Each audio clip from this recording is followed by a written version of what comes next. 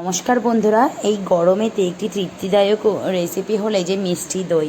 মিষ্টি দই কীভাবে সহজভাবে ঘরেতে বানাবেন তারই কিন্তু ভিডিও নিয়ে চলে এসেছি। সাথে কিন্তু ছোটোখাটো অনুষ্ঠান পড়লেও বা বড় অনুষ্ঠানেও কিন্তু এই একই প্রসেস ফলো করে বানাতে পারবেন। আমাদের বাড়িতে আমার মেয়ের আজকে দুদিন পরেই আর কি জন্মদিন আছে, তো আজকে তার জন্যই কিন্তু মিষ্টি দইটা বানানো হচ্ছে, কারণ এটা ফ্রিজে রেখে দিতে হবে। আর দুদিন আগে বানালে কি হবে, আমাদের কাজটা অনেকটা এগিয়ে থাকবে।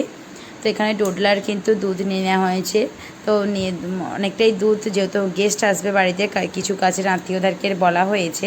তো এখানে দেখুন এক কড়াই পুরো দুধ নিয়ে নেওয়া হয়েছে। এখানে 20টা মতন এলাচ কিন্তু এইভাবে মুখটা একটুখানি ভেঙে দিয়ে দেওয়া হচ্ছে, যাতে স্মেলটা খুব ভালো আসে। তারপরে কিন্তু পরিমাণ মতন চিনিটাও দিয়ে দেওয়া হবে। যতটা আপনারা মিষ্টি খেতে চান সেই অনুযায়ী দেবেন। একবার পারলে চেক করে নেবেন, তাহলে কিন্তু খুব ভালো হয়।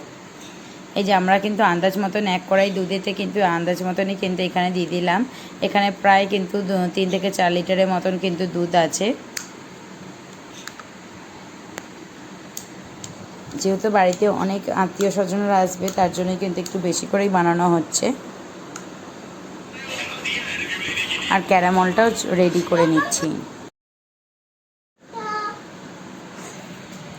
ক্যারামলটা রেডি করার জন্য কিন্তু চিনি নিয়ে নিলাম একটা সসপ্যানেতে করে। তো আস্তে আস্তে চিনিটা গলতেও শুরু করে দিয়েছে এবং কালারটাও আসতে শুরু করে দিয়েছে। অবশ্যই এই গরমে একটু দুধ থাকলেই কিন্তু এইভাবে চিনি পাতা মিষ্টি দই কিন্তু বাড়িতে বানাবেন, খেতে কিন্তু খুব ভালো লাগে। আর মিষ্টির দোকানে যা বেশি দাম নেয়, 1 কিলোর দাম এখন প্রায় আমাদের এখানে হায়দ্রাবাদে 350 টাকা। আপনাদের ওখানে কত টাকা তা কিন্তু জানাবেন। আর এই যে দুধটা কিন্তু আমার এইদিকে ফুটে উঠেছে, আর এই যে ক্যারামলটাও খুব সুন্দরভাবে কালার চলে এসেছে। ক্যারামলের সঙ্গে এবার এই যে দুধ 2 হাতার মতন ভালো করে মিশিয়ে নিয়ে নেবো। মিশিয়ে নিয়ে এবার ওই দুধের ওপরে ঢেলে দেব। দেখুন কালারটা কতটা সুন্দর এসেছে। দোকানের থেকেও কিন্তু সহজভাবে এবং কম পয়সায় কিন্তু এইভাবে বাড়িতে অবশ্যই বানিয়ে দেখবেন বন্ধুরা। এবার এটা সাইড করে রেখে দিলাম। রেখে দেওয়ার পরেতেই কিন্তু এই একটা যেই হাঁড়িতে বসাবো, সেই হাঁড়িতেই কিন্তু আমি এটা গুঁড়ো দুধ নিয়ে নিয়েছি। এটা আমুলের গুঁড়ো দুধ। তো আমুলের গুঁড়ো দুধটা আমি এখানে এই যে দুধটা যে জাল দিয়েছি, লিকুইড দুধটার সাথে ভালো করে ফেটিয়ে নেব। নিয়ে আমি ওর সঙ্গে কিন্তু অ্যাড করে দেব। এই লিকুইড দুধটা দিলে, এর সঙ্গে গুঁড়ো দুধটা দিলে কিন্তু খেতে খুব ভালো লাগে। আর একটা যে টাইট ভাব, আঠালো ভাবটাও কিন্তু খুব সুন্দর আসে। আমি বলবো অবশ্যই আপনারা বাড়িতে এইরকম কিন্তু করে বানাতে পারেন। মাটির পাত্রতেও বানাতে পারেন। তো মাটির পাত্র তো সবাইদের বাড়িতে সকলের কাছে সবসময় অ্যাভেলেবেল থাকে না, তাই জন্য কিন্তু স্টিলের এরকমেতে আমরা বসিয়ে দেখাচ্ছি। যার ফলে কিন্তু মাটির পাত্রেতে বসালেও কিন্তু আরও জিনিসটা কিন্তু ইজিলি আর কোনো অসুবিধাই হবে না। দুটো পদ্ধতি কিন্তু একই। এইভাবে কিন্তু স্টিলের বা মাটিতেও বসাতে পারেন, মাটির হাঁড়িতে। এরপর এই যে গুঁড়ো দুধটা এবার লিকুইড দুধের সঙ্গে ভালো করে মিশিয়ে নিয়ে আবার এতেই ঢেলে দিলাম কড়াতে। এবার একটু নেড়ে চেড়ে নেবো। নেড়েই কিন্তু এবার এই যে ক্যারামলটার সঙ্গে যে দুধটা মিশিয়ে রেখেছিলাম সেইটাও অ্যাড করে দেবো। এরপর ভালো করে একটু নাড়তে চাড়তে হবে এবং ঠান্ডা করে চলুন। একটুখানি নেড়ে চেড়ে নেওয়ার পরে এবার কিন্তু ঠান্ডা করার জন্য এইটা পাখার নিচেতে বসে ভালো করে নেড়ে চেড়ে কিন্তু খুব ভালো করে একটু ঠান্ডা মতন টাইপের করে নেব।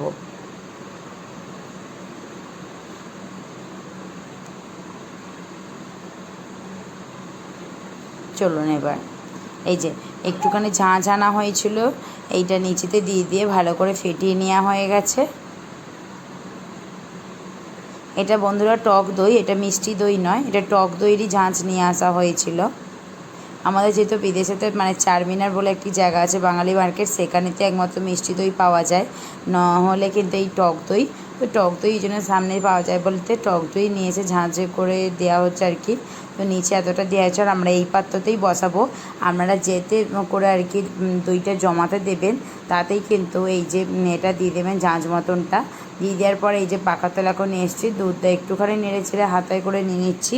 আর নিচে একটা গামলা লাগানো হয়েছে, যাতে আর কি খুব সুবিধা হয়, কড়াটা নড়ে চড়ে না যায় একদম। এই যে নাড়াচাড়ানোর সময় ভালো করে নিয়ে একটু ঠান্ডা মতন করে নিয়ে ওই গামলাটাতে, কিন্তু গামলা নয় ওটা হাঁড়ি আর কি, স্টিলের এখানে সব হাঁড়ি ব্যবহার করে, তো এই হাঁড়িটাতে কিন্তু ঢেলে দেওয়া হবে। এটা যেহেতু অনেকটা লোক, মানে এতে কিন্তু 40টা মতন লোক কিন্তু আরামসেই এই দইটা কিন্তু খেয়ে নেবে, 40 থেকে 50টা মতন। কেননা অনেকটা পরিমাণে বানানো হচ্ছে, দেখেই বুঝতে পারছেন। আর এই হাঁড়িটা পুরো এক হাঁড়ি পুরো একদম হয়ে যাবে। আর কালারটাই দেখে বুঝতে পারছেন দোকানের থেকেও একদম দারুণ কালার এসেছে। দেখুন, এতে কিন্তু কোনো কিছুই মেশানো হয়নি, কত সহজভাবে দারুণ করে কিন্তু এই রেসিপিটি বানিয়ে দেখানো হলো। সামনেই যে কোনো একটা পুজো অনুষ্ঠানে তো বাড়িতে লোকজন আসে বৈশাখ মাস মানেই, অথবা নিজের বাড়িতেও কিন্তু করে খেতে ইচ্ছা করে। বৈশাখ মাসে একটু দই খেতে খুব ভালো লাগে, যেহেতু গরমকালে একটু ঠান্ডা জিনিস খেতেই আমরা বেশি পছন্দ করি, তাই জন্য আর কি। তো আবারও কিন্তু এই ঠান্ডা মোটামুটি হয়ে আসছে।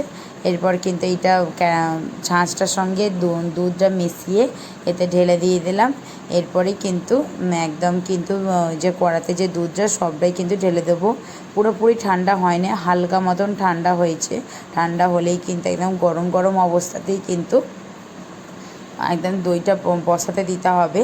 তো গরম অবস্থাতে বসানোর জন্য নিচে মোটা করে থলে বেছানো হয়েছে। হাঁড়ির ওপরে মুখটা, যেই হাঁড়ি বা একটা যে কোনো একটা চাপা ভালো করে যাতে পড়ে, বাষ্প যাতে বেরিয়ে হাওয়া যাতে বাইরে না বেরোয় সেরকম দেখে কিন্তু এটা ভালো দেখে চাপা দিয়ে দিতে হবে।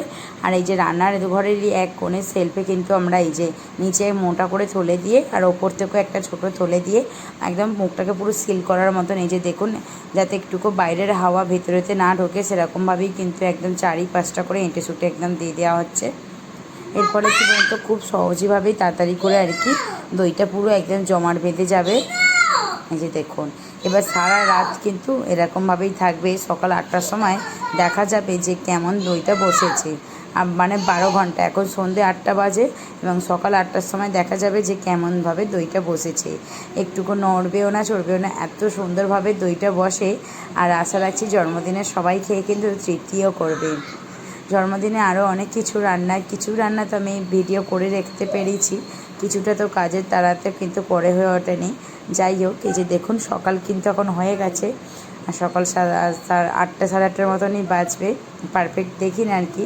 দেখুন কত সুন্দরভাবে বসেছে আর কত সুন্দরভাবে কালারটাও লাগছে। আপনাদেরকে একটু হাঁড়িটা ঘুরিয়ে দেখাচ্ছি। এখন যেহেতু কেটে দেখাতে পারবো না যে কেমন কি হয়েছে, কেননা এটা জন্মদিনের উপলক্ষে মেয়েকে প্রথম জিনিস দিতে হয়, তো কেটে এখন দেখাতে পারা যাবে না। এখন এটা কিন্তু ফ্রিজে রেখে দেবো। এই যে দেখুন, আপনাদেরকে একটুখানি নাড়িয়ে দেখেছি যে কিন্তু নড়ছেও না, কিচ্ছু না, এত সুন্দরভাবে কিন্তু